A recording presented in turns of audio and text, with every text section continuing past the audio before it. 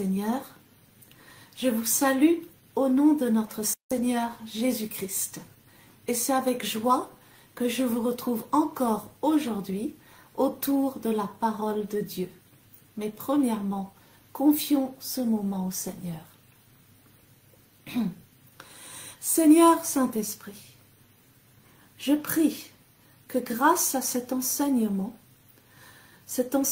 sur l'aigle, chacun connaisse son identité en Christ et refuse de vivre au-dessous de sa foi et apprenne à vivre dans une dimension de foi supérieure. Au nom de Jésus-Christ, Amen.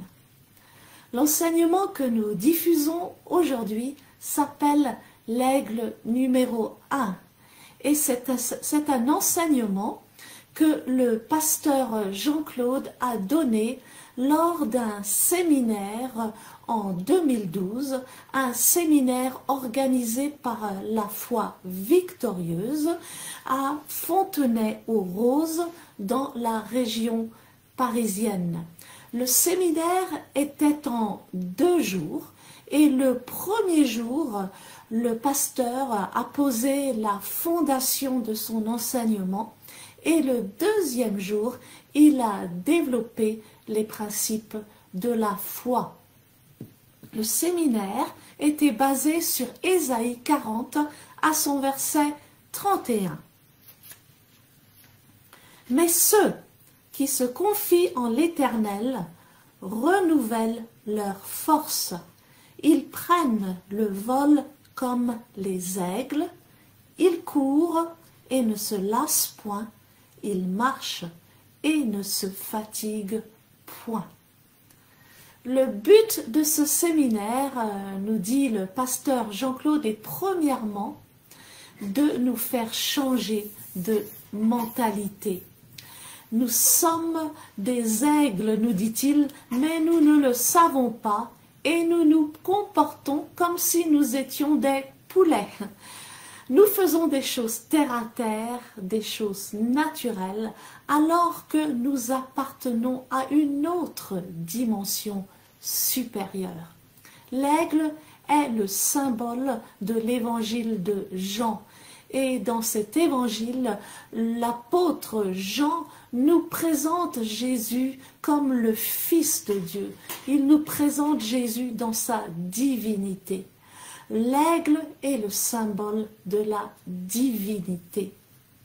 Et parce que nous avons donné notre vie au Seigneur et que le Saint-Esprit est venu habiter en nous, le divin est venu habiter dans l'humain. Nous devons connaître notre nouvelle identité. Dieu n'a pas amélioré notre ancienne nature. Il nous a recréés. Nous sommes de nouvelles créations. Nous sommes nés de nouveau. Une meilleure traduction dit « nous sommes nés d'en haut ». Et les poulets naissent dans les poulaillers, nous dit le pasteur Jean-Claude, mais les aigles naissent dans les hauteurs des montagnes. Nous sommes citoyens du ciel. Éphésiens 2, 6 nous dit « Christ nous a ressuscités ensemble et nous a fait asseoir ensemble dans les lieux célestes en Jésus-Christ. En esprit, nous sommes déjà dans les lieux célestes. Notre corps est ici-bas, mais le vrai nous, notre esprit, est à la droite du Père en Jésus-Christ. Et nous dominons la situation que nous traversons parce que nous sommes dans les hauteurs. Nous dominons la situation en esprit, pas dans la chair. Ensuite, le pasteur Jean-Claude commence à décortiquer Ésaïe 40 à son verset 31. Mais ceux qui se confient en l'Éternel renouvellent leur force. Une traduction en anglais dit « Those who wait upon the Lord ». ceux qui s'attendent à l'Éternel. Une autre traduction dit « Those who trust in the Lord ». Ceux qui mettent leur confiance dans l'Éternel, ceux qui mettent leur foi dans l'Éternel renouvellent leur force. Le mot hébreu pour se confier est kava, qui veut dire lier deux choses ensemble, entremêler deux choses pour qu'elles deviennent une seule chose. 1 Corinthiens chapitre 6, à son verset 17 nous dit « Mais celui qui s'attache au Seigneur est avec lui un seul esprit. Celui qui met sa confiance en Dieu est attaché à Dieu. » Amen. Et il devient un seul esprit avec lui. Dans notre union avec Dieu, dans notre fusion avec Dieu, voilà, il y a un échange qui prend place. Le Seigneur prend notre faiblesse et il nous donne sa force. Jésus nous dit dans Jean à son chapitre 15, « Demeurez en moi ». Il nous dit aussi « Demeurez dans ma parole ». Alors que nous demeurons dans sa parole, nous devenons un avec sa parole et notre foi grandit. Et nous sommes alors prêts pour prendre notre envol. Notre envol se prend au niveau de la dimension de l'esprit parce que la parole est esprit. Donc, ceux qui se confient en l'Éternel renouvellent leur force et ensuite ils prennent le vol comme les aigles. En tant qu'aigles, nous opérons dans une autre dimension que celle des poulets. Amen. Nous opérons dans la dimension de la foi qui nous fait voler. Le verset continue. Ils courent et ils ne se lassent point. Il marche et il ne se fatigue point. Le pasteur nous dit c'est contre nature. Logiquement, avant de voler, on doit marcher et ensuite courir. Mais spirituellement, nous devons voler avant de courir et courir avant de marcher. C'est pour cela que nous devons prendre notre envol à partir de la dimension de l'esprit avant de pouvoir courir et marcher dans l'esprit.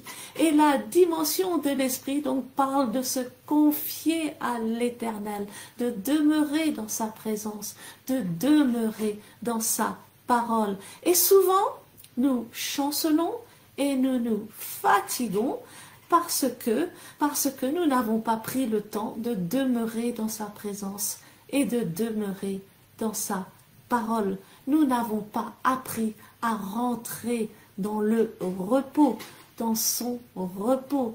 La parole nous dit dans Hébreux 4 à son verset 3, « Pour nous qui avons cru, nous entrons dans le repos.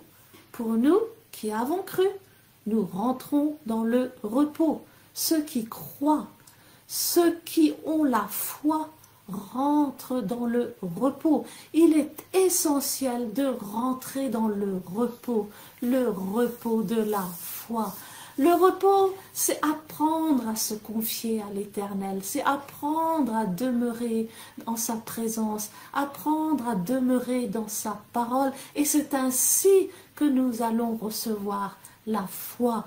Et cette foi nous fait prendre notre envol pour nous faire rentrer dans une dimension supérieure, la dimension du surnaturel. Et le pasteur Jean-Claude nous dit, tu ne peux pas avoir sa nature et rentrer en lui et continuer de vivre des choses naturelles. Nous ne sommes pas des poulets, nous sommes des aigles, nous dit-il. Donc après avoir pris notre envol depuis les hauteurs, nous recevons la vision pour notre vie. Et grâce à cette vision, nous savons à quoi nous sommes appelés. Nous recevons une direction pour notre vie et nous pouvons commencer alors à à courir la course que Dieu a déjà tracée pour nous. Amen. Et nous courons dans notre couloir pour remporter le prix de la vocation céleste. Et parce que, voilà, nous avons donc commencé cette course, nous sommes entrés dans cette course, nous pouvons marcher maintenant dans le chemin tout tracé devant nous. Amen. Et cette marche parle d'une marche quotidienne, jour après jour, pas après pas. Amen. Et nous apprenons à marcher par la foi, amen, et non par la vue. Et nous apprenons à marcher par l'esprit et non selon la chair. Donc, premièrement, donc, nous devons prendre notre envol, ensuite nous pouvons courir et ensuite nous pouvons marcher. Mais nous avons compris que tout commence avec se confier en l'Éternel. Amen. Ceux qui se confient en l'Éternel renouvellent leur force. Ils prennent le vol comme les aigles. Ils courent et ne se lassent point. Ils marchent et ils ne se fatiguent point. Le pasteur termine sa prédication en prenant des exemples pratiques sur les aigles, sur la naissance des aiglons, sur aussi la manière dont l'aigle femelle choisit son compagnon. Et ces exemples, voilà, renforcent notre foi. Ne ratez pas donc le numéro 2, où le pasteur, amen, va nous enseigner encore sur des leçons sur la vie des aigles qui feront que notre foi augmente. Alors que nous nous apprêtons à écouter le message d'aujourd'hui, je prie. Je prie que nous refusions de vivre comme des poulets et que nous prenions conscience de notre identité d'aigle de l'Éternel.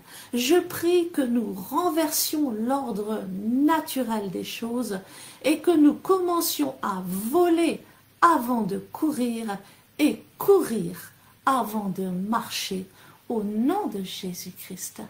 Amen. Que le Seigneur vous bénisse abondamment.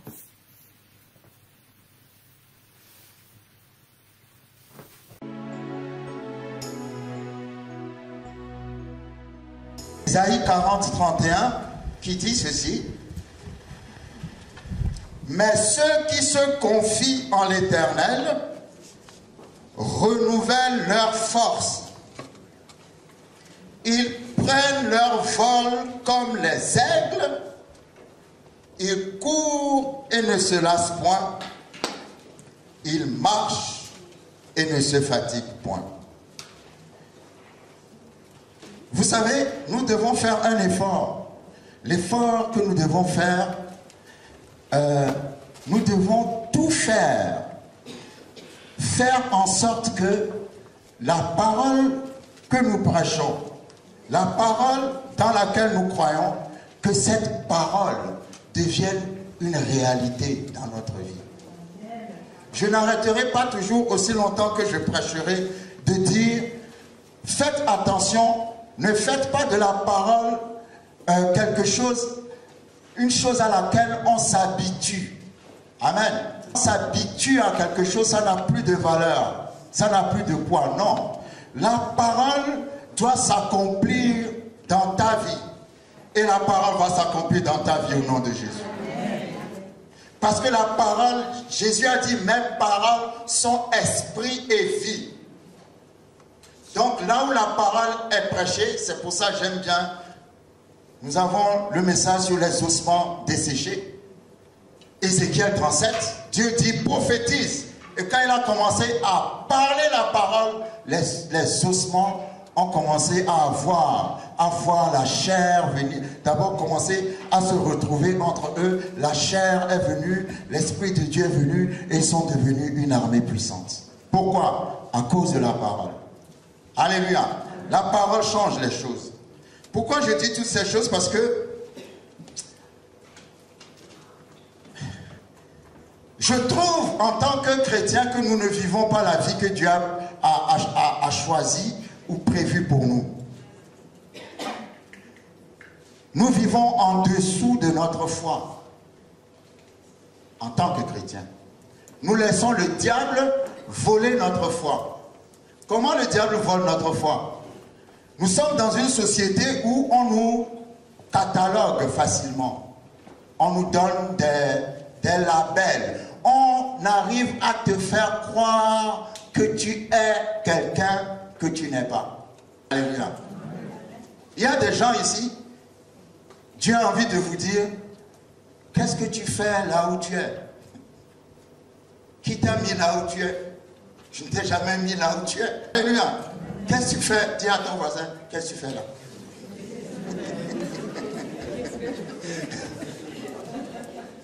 Si Dieu pouvait parler à certaines personnes, il va dire, mais qu'est-ce que tu fais là? Et la personne en plus va répondre, mais c'est toi qui m'as mis. Il va dire, non, je ne t'ai jamais mis là. Alléluia.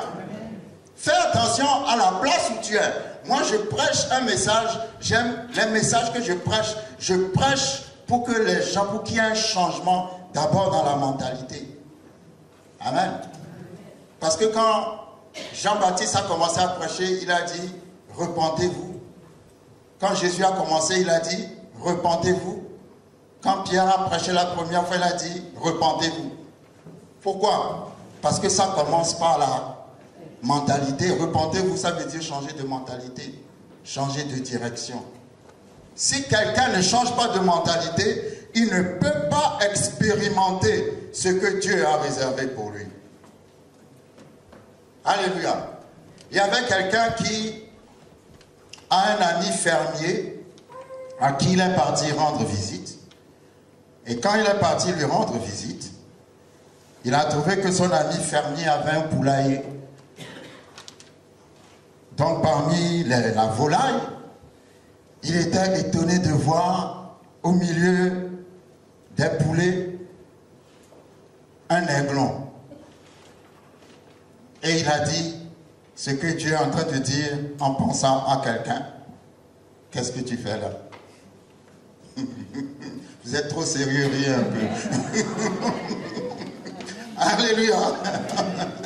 Qu'est-ce que tu... Ah, on aurait dû titrer notre enseignement. Qu'est-ce que tu fais là? Ça, c'est intéressant, ça. Il a dit, mais qu'est-ce que tu fais là? Pourquoi? Parce que l'aiglon a été éduqué avec cette mentalité qu'il est un poulet. Alléluia. Il mange comme les poulets. Les poulets mangent par terre. Et lui aussi mangeait par terre. Et cet homme-là regarde et dit, non, tu n'es pas un poulet, tu es un aigle. Donc, il a pris l'aiglon, il l'a emmené à une certaine hauteur, et puis il l'a lâché, en espérant qu'en le lâchant, il va voler. Mais il a battu des ailes et il est tombé. Et le monsieur était très triste. Il est reparti à la maison. Quelques jours après, il est revenu encore. Il a pris l'aiglon. Cette fois-ci, il l'a emmené à une hauteur un peu plus élevée. Il l'a lâché. Il a battu des ailes et il est encore tombé. Il est rentré chez lui très triste. Vous voyez, ça nous fait sourire, mais c'est comme ça que Dieu nous regarde. Dieu a envie de nous voir à la place qu'il a prévue pour nous. Mais nous-mêmes, parce que nous sommes dans une société ou parce que manque d'informations, personne ne nous a dit qui nous sommes, nous vivons avec les poulets. Et un jour, ce monsieur est revenu fâché, il a pris l'aiglon, il l'a emmené au sommet d'une montagne cette fois-ci. Et il l'a lâché. Et quand l'aiglon descendait, il avait peur. Il faisait des efforts, il battait des ailes, ça ne marchait pas. Mais à un moment donné, il a commencé à planer.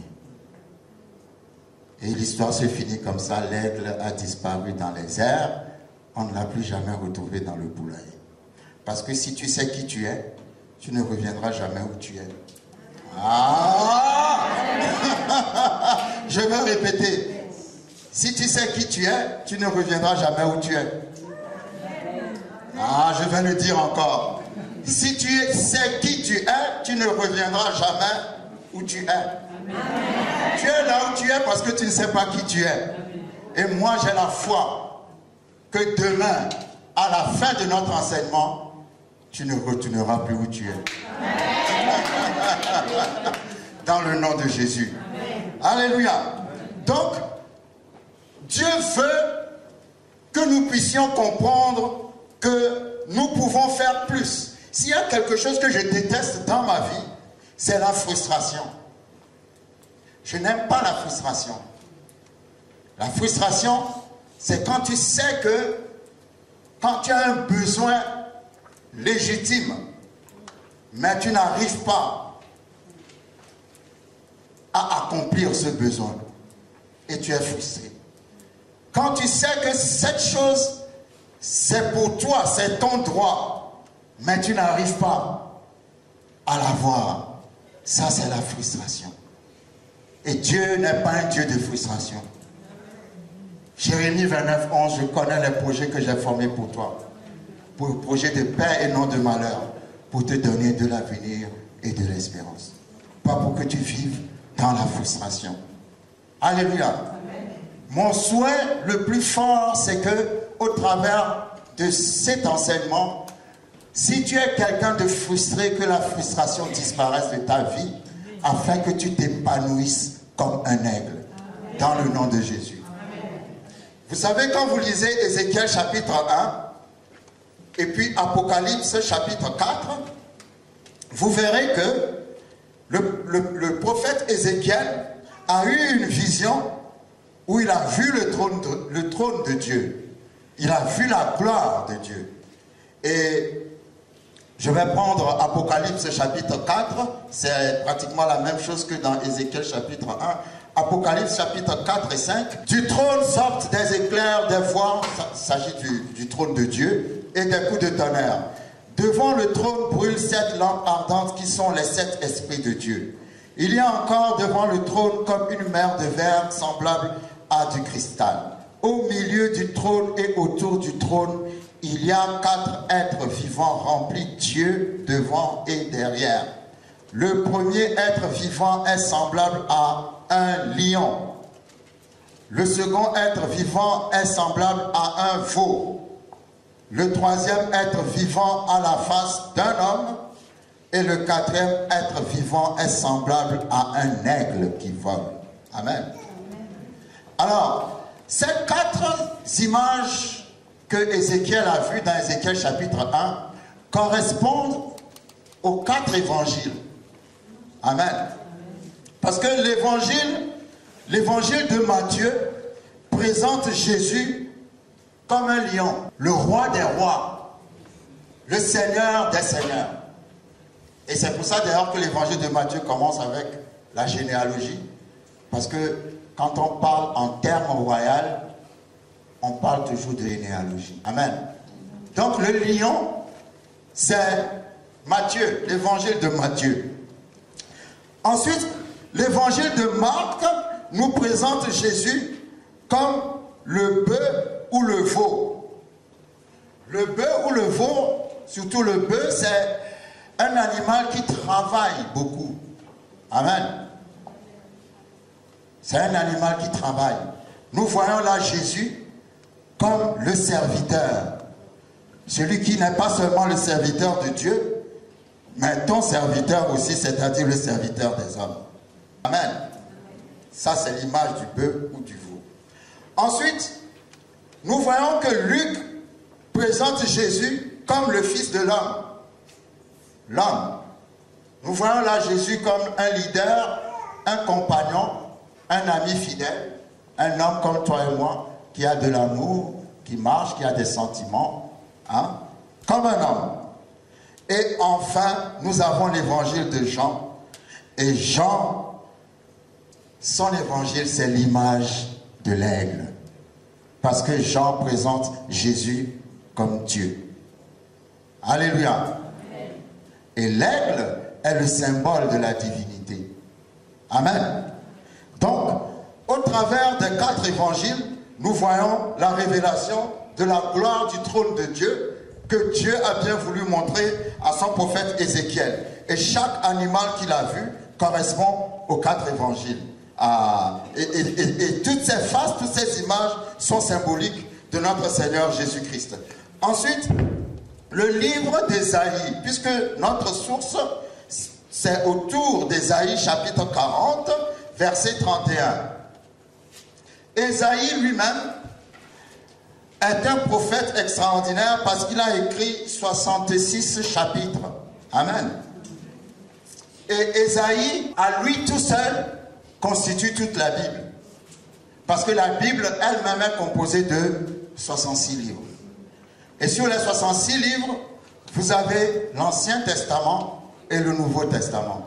Et de la même manière, quand vous étudiez Ésaïe, dans Ésaïe, vous avez l'Ancien Testament et le Nouveau Testament. Et dans le Nouveau Testament d'Ésaïe, le Nouveau Testament commence dans Ésaïe 40. Parce que quand vous lisez Ésaïe 40, à son verset 3, la Bible dit « Une voix crie, préparez au désert le chemin de l'Éternel, aplanissez les lieux arides, une route pour notre Dieu. » C'est exactement comme ça que commence l'évangile de Matthieu, chapitre 3, verset 1 à 3. Ça parle de Jean-Baptiste. Donc, Ésaïe a une partie qui correspond à l'Ancien Testament et une partie qui correspond au Nouveau Testament. Et vous allez vous demander pourquoi cela. C'est très important. Parce que c'est dans le chapitre qui symbolise le Nouveau Testament d'Ésaïe que Ésaïe a parlé des aigles. Certains ont vu où je veux en venir, d'autres vont le voir tout à l'heure. Ésaïe a dit « Ceux qui se confient en l'Éternel renouvellent leur force. Ils prennent leur vol comme les aigles. » Alléluia. Le Nouveau Testament dit « Celui qui en Christ est une nouvelle créature. » Alléluia. Ça veut dire quand tu acceptes Jésus, tu passes de l'identité de poulet à l'identité. Ah, je vois que vous me suivez. Amen. Naturellement, ne change pas de nature. Parce que tu es comme on t'a créé. Mais, et c'est à ça que je voulais attirer, sur ça que je voulais attirer votre attention. Vous devez savoir que vous n'êtes plus la même personne à partir du jour où vous avez reçu Jésus. À partir du jour où vous avez reçu Jésus, vous marchez peut-être toujours comme des poulets. Vous ressemblez toujours à des poulets. Vous agissez comme des poulets. Mais Dieu m'a envoyé pour vous dire aujourd'hui, vous ressemblez peut-être à des poulets, mais vous êtes... Maintenant, l'aigle qui est en toi ne va pas se développer si toi, tu n'acceptes pas d'abord que tu es. Tu crois trop ce que les hommes te disent. Tu ne crois pas ce que Dieu te dit. Mais Dieu te dit, si tu m'as reçu, si tu m'as... Celui qui est en Christ est une nouvelle créature. Nouvelle créature veut dire recréer. Est-ce que vous suivez? C'est pas que la créature a changé. Parce que tu peux changer en gardant les traces du passé. Non, on t'a recréé. La version en grec dit, celui qui est en Christ est une espèce qui n'a jamais existé. C'est une nouvelle race. Pourquoi une espèce qui n'a jamais existé? Parce que quand tu es en Christ, Dieu habite en toi. C'est la première fois que dans l'histoire de l'humanité, on rencontre des hommes en qui Dieu habite. On n'a jamais vu ça avant. Même les gens de l'Ancien Testament ne pouvaient pas naître de nouveau. L'Esprit de Dieu venait sur eux, les utilisait et les quittait. Pourquoi ils ne pouvaient pas naître de nouveau? Parce que le prix du péché n'avait pas encore été payé. Il fallait que Jésus meure d'abord et ressuscite pour que ceux qui croient en lui changent de nature. Donc, nous sommes plus puissants que Abraham. Parce que Dieu n'habitait pas dans Abraham. Nous sommes plus puissants que David. Parce que Dieu n'habitait pas dans David. Le livre des Hébreux dit, tous ces gens-là, ils ont désiré vivre notre temps. Ils ont vu ce temps de loin, mais ils ne l'ont pas vécu. Dieu n'a jamais habité en eux, mais toi, Dieu habite en toi. Si Dieu habite en toi, ça veut dire que la nature humaine et la nature divine sont devenues une seule nature. Donc, ça veut dire que tu as quelque chose, la capacité de Dieu en toi. Tu n'es plus une simple personne. Tu es un champion. Amen. Tu es quelqu'un de surnaturel, quelqu'un d'extraordinaire. Mais toi-même, tu dois d'abord le réaliser. Toi-même, tu dois d'abord le savoir. Tu dois avoir cette assise-là. Tu dois connaître qui tu es. Parce que si tu ne sais pas qui tu es, on va toujours voler tes droits et tu ne peux pas réclamer tes droits si tu ne connais pas tes droits. La seule personne qui reconnaît ses droits, c'est cette personne qui connaît ses droits. Si tu ne connais pas tes droits, tu ne peux pas les réclamer. Alléluia. Amen. Donc, tu n'es pas n'importe qui. Dieu habite en toi. La Bible dit, à partir du chapitre d'Ésaïe qui inaugure le Nouveau Testament, c'est-à-dire le testament de la nouvelle création, la Bible dit, ceux qui se confient en l'Éternel renouvellent leur force. Se confie en l'Éternel, se confie en l'Éternel, se confie en l'Éternel, se confie en l'Éternel. En anglais, le verbe, c'est le verbe wait, to wait. C'est-à-dire ceux qui, to wait upon the Lord, ceux qui s'attendent, ceux qui attendent le Seigneur ou qui attendent dans le Seigneur. Ah, j'aime bien décortiquer la parole en lui et voir ce qu'il y a. Vous savez, il faut aller jusqu'à la moelle des os. Les gens mangent l'eau et puis ils jettent comme ça. Ah, il faut reprendre, casser l'eau, il y a quelque chose dedans. Alléluia. Amen. Ceux qui se confient en l'Éternel, ça veut dire ceux qui ont la foi. Mais la foi dont on parle, c'est pas la foi simple et puis tu as mal à la tête et tu vas prendre des médicaments en croyant que Dieu n'existe pas. Non, c'est pas cette foi-là. La foi, si je peux comparer cette foi à la foi, j'aime la foi de Job, qui a tout perdu. Sa femme a dit, maudit tu es, mais elle a dit non. Ah, je sais que Dieu va me restaurer, même si je meurs. Ah, Dieu a dit non, tu n'as pas besoin de mourir pour ça, non. Tu as tellement la foi en moi que c'est pendant que... Oh, je parle de la foi, c'est-à-dire que c'est Dieu, c'est Jésus, c'est le Saint-Esprit, puis ça s'arrête là. C'est pas la foi de ceux qui, quand ça chauffe, retournent à l'adresse du féticheur d'hier. Non. Ça, c'est pas la foi. Parce que Dieu va te tester, hein. Dieu va te mettre dans le feu pour savoir si il est vraiment ton Dieu. Amen. Ceux qui se confient en l'Éternel, ceux qui ont ceux qui croient à... Vous savez, voilà. Romains 4, la Bible dit d'Abraham, allons rapidement. Voilà, c'est ça qui, comment dirais-je, symbolise la foi dont je parle. C'est-à-dire, c'est la foi sans faille. La foi dans laquelle il n'y a aucune ouverture. La Bible dit, Romains 4, verset 18, espérant, contre toute espérance, il crut, non, verset 19, et sans faiblir dans la foi, il ne considéra point que son corps était déjà usé puisqu'il avait près de 100 ans. Il ne douta point par incrédulité, voilà, verset 21, et ayant la pleine conviction que ce que Dieu lui a promis, Dieu va l'accomplir. La Bible n'a pas dit ayant la conviction. Parce que s'il avait la conviction qu'il avait pouvait se déstabiliser. Non, la Bible a dit, il avait comment? Ah, le mot pleine là est plus important que la conviction elle-même. Parce que c'est-à-dire la conviction qu'il avait, personne ne peut lui dire que ce que Dieu lui a promis n'arrivera pas. C'est pas possible. Ah, c'est pas possible. Il avait la pleine conviction.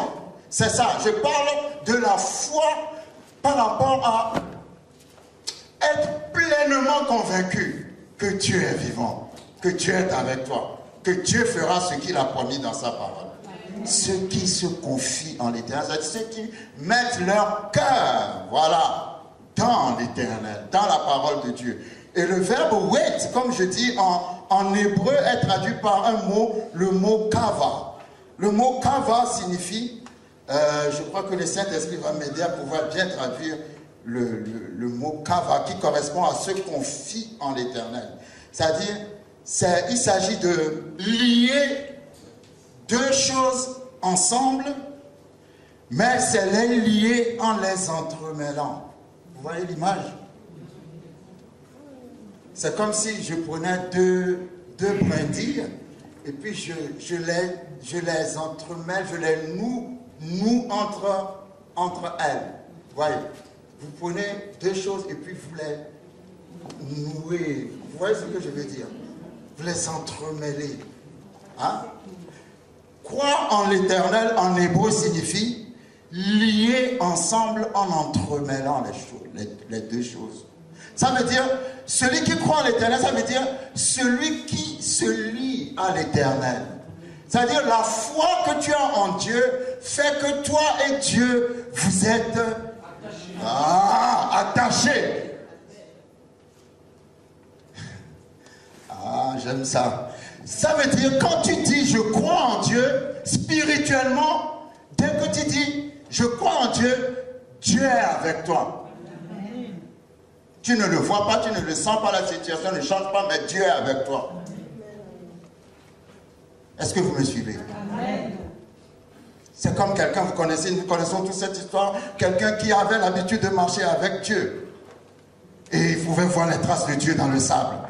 Quand il marchait, il voyait Dieu à côté de lui. Il voyait les pas, oui, je ne suis pas seul, quelqu'un à côté de moi. Et quand ça a commencé à chauffer dans sa vie, que toutes les persécutions sont arrivées, les pas qui étaient à côté de lui ont disparu. Il a dit, Dieu m'a abandonné. Mais par la grâce de Dieu, il s'en est sorti quand même.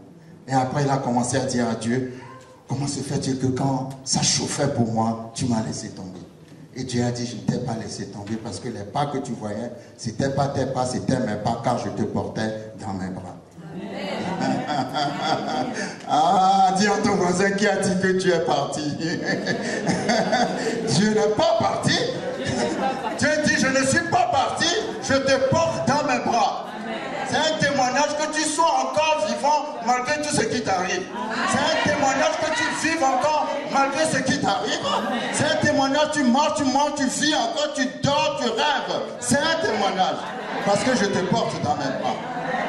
Celui qui croit en l'éternel, qui met sa confiance, qui est lié à l'éternel, cette personne commence à prendre son vol comme les aigles. Et cette personne court et ne se lasse point, marche et ne se fatigue point. Suivez-moi bien. Suivez-moi très bien. Ne ratez pas ça, parce que si vous ratez ça, vous avez tout raté. La Bible dit, ceux qui se confient en l'Éternel renouvellent leur force. Une autre traduction dit, ceux qui se confient en l'Éternel reçoivent la force de l'Éternel. Se confier en l'Éternel signifie, c'est un échange. L'Éternel prend ta faiblesse et il te donne sa force. Ah, il y a des choses qu'on lit dans la Bible et puis on court dessus. Il y a un frère chaque semaine, chaque jour, il me réveille même. Ah, pasteur, il faut que je prenne tel message. Pasteur, je dois prendre tel message. Tous les jours. Et un jour, je lui ai dit, hé, la parole de Dieu, il faut bien manger ça. Amen. Il ne faut pas courir avec les messages. Non. Prends un message, tu peux vivre là-dessus pendant un mois. Pourquoi tu es pressé comme ça? Parfois, on veut tout avoir, on est pressé, puis on rate tout. Moi, je ne suis jamais pressé. Je peux rester sur un seul message pendant je ne sais pas combien de temps. Parce que Dieu parle, il met des trésors dans chaque parole. Quand la Bible dit ceux qui se confient en l'Éternel, ça veut dire, quand tu te confies en l'Éternel, tu reçois la force de l'Éternel, l'Éternel prend ta faiblesse. Ça veut dire, en te confiant en l'Éternel, tu es lié en en t'entremêlant avec Dieu. Alléluia. Et parce que tu es lié en t'entremêlant avec Dieu, ça veut dire que tu as une nouvelle nature en toi. Maintenant, ça fait que tu passes du niveau du poulet au niveau de l'aigle. Tu ne changes pas de nature sans Jésus. Mais avec Jésus, tu changes de nature.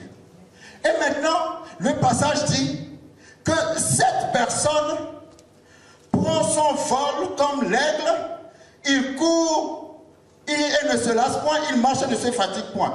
Soyons sérieux, hein? Soyons sérieux. Logiquement et normalement, avant de voler, tu dois marcher, ensuite courir et voler. Ne ratez pas ça. Mais si tu es en Christ, tu voles avant de courir.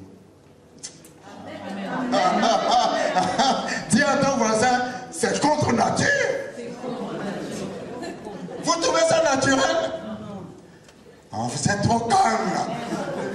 Tu ne peux pas voler avant de courir et ensuite marcher. Non, tu marches d'abord, ensuite tu cours et puis bon. Mais si tu es en l'Éternel, l'Éternel va renverser l'ordre naturel des choses. Il y aura des choses que tu vas commencer à faire. Les gens vont dire, ah, comment tu as fait ça? Et tu vas répondre, là où j'étais avant, je ne suis plus là-bas.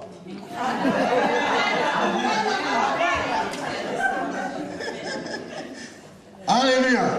C'est ça que j'aime chez Dieu. Et quand tu es avec Dieu, tu dois faire toujours des choses et les gens doivent toujours te demander comment tu as fait. Pourquoi? Parce que tu prends d'abord ton vol avant de courir et avant de marcher, pendant que les autres marchent avant de courir et n'arrivent même pas à voler. Alléluia. Ça veut dire celui qui met sa confiance en l'Éternel rentre dans un domaine surnaturel.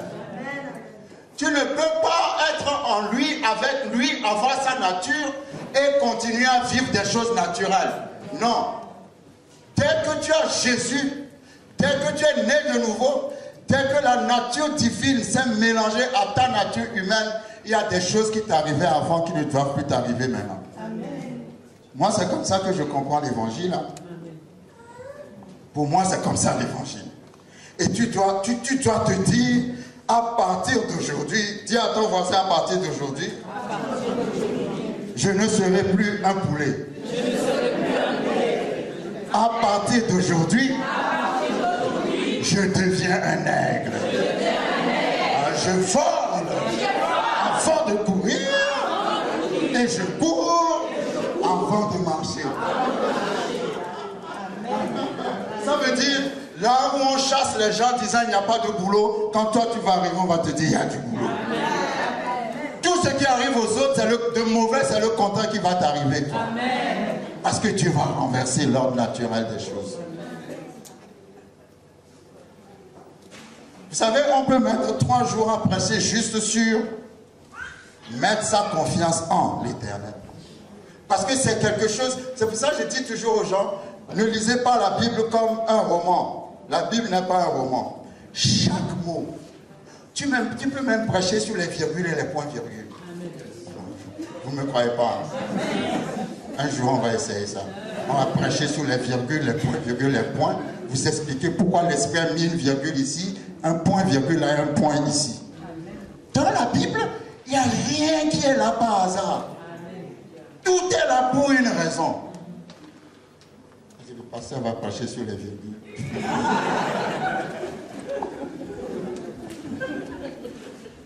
Alléluia. Amen. Non, c'est une façon de vous dire, ne sois pas pressé. C'est pour ça que je dis toujours, ça ne sert à rien de connaître toute la Bible et de ne rien faire avec. Hein? Il faut mieux connaître un seul verset dans toute la Bible et l'appliquer. Parce que tu as creusé et tu connais bien ce verset. Et tu vas trouver ta délivrance dans ce verset. Alléluia. Amen. Donc, en tant qu'aigle, je pense que demain, nous allons rentrer dans la profondeur des choses. Aujourd'hui, on pose simplement les fondations. Mais en tant qu'aigle, les aigles ne naissent pas sur la terre. Les aigles naissent dans les hauteurs. Parce que l'aigle n'est pas comme un poulet qui fait son nid par terre et mange par terre. L'aigle va faire son nid au creux de la montagne, dans les airs. Quand les glands, ces petits naissent, ils naissent automatiquement dans les airs. Dis à ton voisin, je suis plus céleste que terrestre. Ah. Parce que la Bible dit dans Ephésiens 2, nous sommes assis où? Dans les lieux célestes. Quand tu es né de nouveau, ta position, tu n'as plus. Ah, dis à ton voisin, qu'est-ce que tu fais là?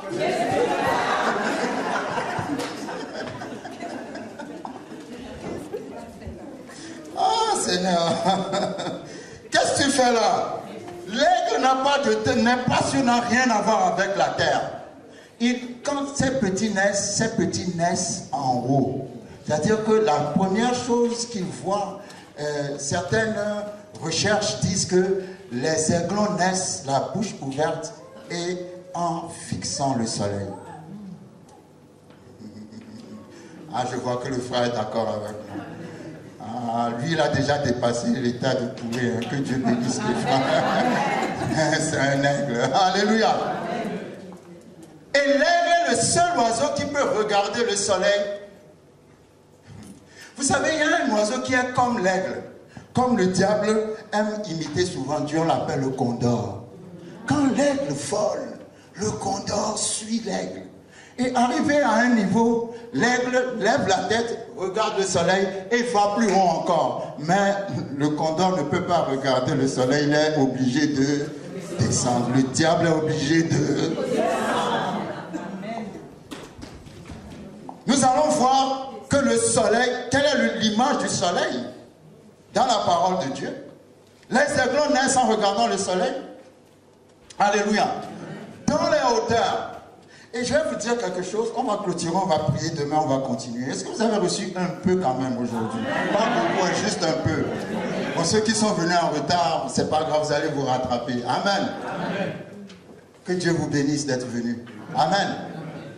Je vais vous dire quelque chose, quand l'aigle femelle veut s'accoupler, vous savez ce qu'elle fait? Ah, c'est très intéressant. Elle va chercher d'abord une brindille. Hein? Elle va prendre la brindille et puis elle va monter dans les hauteurs. Et l'aigle mâle va la suivre. Et arrivé à un niveau, elle va lâcher la brindille.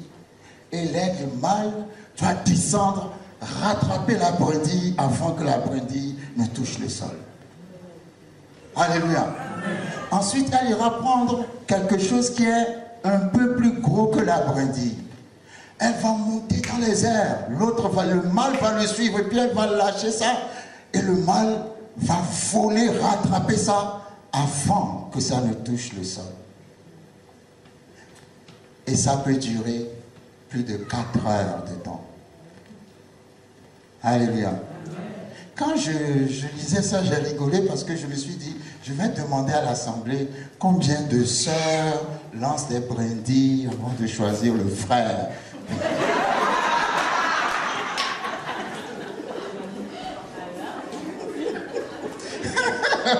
Alléluia. Alléluia. L'aigle est étonnant, hein? Vous savez pourquoi elle fait ça? Ah. Hein, pardon? Je vais vous dire pourquoi elle fait ça. Mais c'est étonnant, c'est un oiseau. Je ne sais pas si je peux utiliser le verbe réfléchir. Mais c'est un oiseau. Elle va en l'air, elle lance quelque chose, le bâton, et puis le mâle doit prouver. Quand j'étais petit au pays, il y avait une chanson congolaise, le titre c'était « Mon mari est capable ». Le mal doit prouver qu'il est capable. Amen. Il ne suffit pas d'être mâle. Il faut être homme. Non, vous n'avez pas compris. Il ne suffit pas d'être mâle. Il faut être homme. C'est-à-dire qu'il ne suffit pas d'avoir ce qu'il faut avoir pour être un homme. Il faut être vraiment un homme. Donc, l'oiseau teste le mâle, la femelle teste le mâle avant de s'accoupler. Alors, à combien plus forte raison, ma sœur doit tester le frère avant le mariage. Surtout la sœur qui va chercher le frère dans le monde en disant je vais le changer. Tu es très forte, hein? Tu es plus fort que Jésus parce que c'est Jésus qui change. Hein? Parce que lui peut te changer. Non, mais ça m'a fait réfléchir parce que je me suis dit, mais comment un oiseau qui ne médite pas peut tester le mâle avant de le choisir? Vous savez pourquoi? Parce que quand ils ont des petits, à un moment donné, c'est l'aigle femelle qui chasse les petits du nid. Ce n'est pas l'aigle mâle. La Bible dit, l'aigle femelle, à un moment donné, va venir chercher les petits. D'abord, pour faire le nid, l'aigle prend des ailes, des plumes, prend des herbes, prend même un truc pour faire une sorte de tapis dans le nid. Et dans le nid, l'aigle lui-même met aussi des épines. Quelqu'un va comprendre pourquoi Dieu a mis des épines dans son... Et à un moment donné, quand l'aigle femelle voit que les petits sont mûrs, qu'est-ce qu'elle fait? Elle enlève les tapis, les plumes, les herbes, tout ce qui fait le confort. Elle va prendre les petits dans le nid pour les sortir. Et comme les petits auront peur de sortir parce que c'est la première fois, ils vont vouloir retourner dans le nid, les épines vont les piquer, ils vont revenir sur les ailes de maman. Et maintenant, maman va les prendre pour les amener très haut et puis va les lâcher. Et les petits vont essayer de se débattre, mais ils ne vont pas arriver à voler la première fois. Ils vont commencer à chuter, à chuter, à chuter. Et maintenant, avant qu'ils ne touchent le sol, c'est le mâle qui doit descendre pour les porter sur ses ailes. C'est pour ça qu'elle teste le mâle avant de l'épouser pour savoir s'il est capable de porter.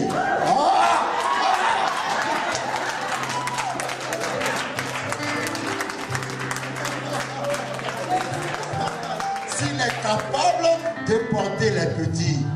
Et quand il passe le test, alors c'est la lune de miel. Une soeur doit dire au frère, tu dois passer le test. Alléluia. Mais c'est étrange, Dieu a mis des mystères dans la nature. Hein? C'est un oiseau qui résonne comme ça.